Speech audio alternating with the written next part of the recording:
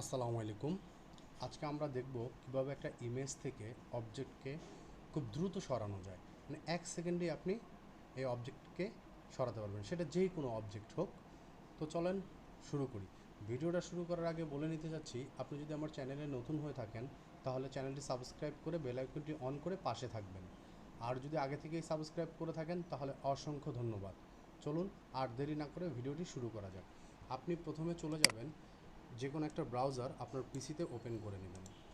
Open করার পর আপনি এখানে লিখবেন cleanup.picture। এটা লেখার পর প্রথম যে সাইটটা চলে আসবে এই সাইটটাতে চলে যাবেন। যাওয়ার পরে এখানে জাস্ট আপনার ইমেজটা click here or drag and image file, just আপনি এখানে একবার ক্লিক করবেন। আপনার ওই ইমেজটা যেটা থেকে অবজেক্ট রিমুভ করা লাগবে সেই ইমেজটা কোথায় আছে, যেমন আমার ডেস্কটপে আছে, আমি এটা নিয়ে আসি। এইটা ওকে, আমি কন্টিনিউ উইথ এইচডি দিব। দেওয়ার পরে দেখেন আমি এইখান থেকে আমার এই একটা কলম সরিয়ে ফেলব। জাস্ট আমি এইটাকে ধরে ব্যাস একটু অপেক্ষা করি।